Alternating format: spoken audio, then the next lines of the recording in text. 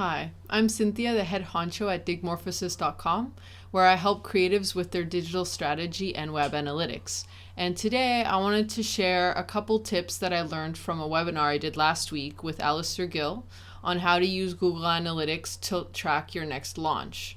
This was a really fun webinar, and there were a couple things that I learned in the process that I wanted to share with anybody who is looking to do a webinar or is starting to build content for a webinar. And these tips will really give you a hand in kind of knowing where to focus. So my 3 tips are: give yourself time, number 1. Number 2, do mirror work or rehearse. And number 3, do a technical dry run. So to go into more detail, when I say give yourself time, not only obviously to build the content, but also give yourself time to not look at the content and kind of let things rest for a couple days before editing again. This can make a really big difference in taking your content from okay to amazing, because you're not looking at content, and then when you look at it after 3 or 4 days, you have fresh eyes and you're able to make big changes. This was really impactful for me for the presentation. We had a flow of slides and we didn't look at it for about a week, and then when we went back, we completely changed the structure, making it way more cohesive and smoother.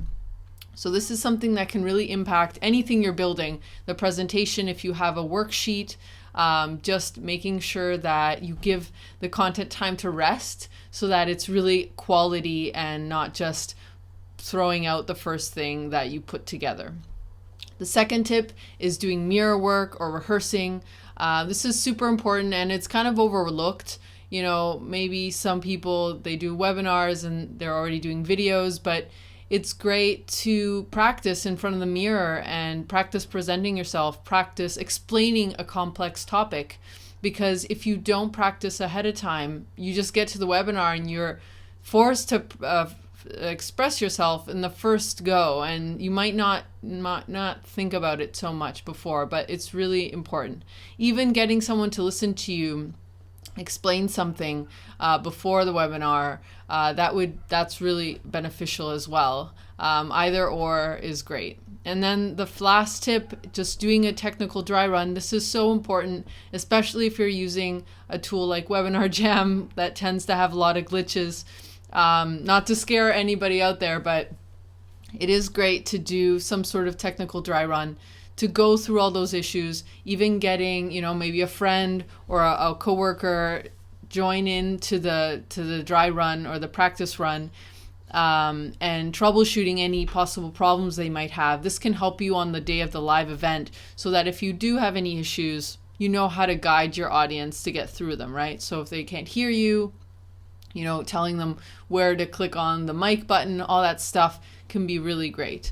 And a little extra tip is having a small email campaign in your MailChimp or whatever your email provider is, just ready in case your webinar does crash for whatever reason.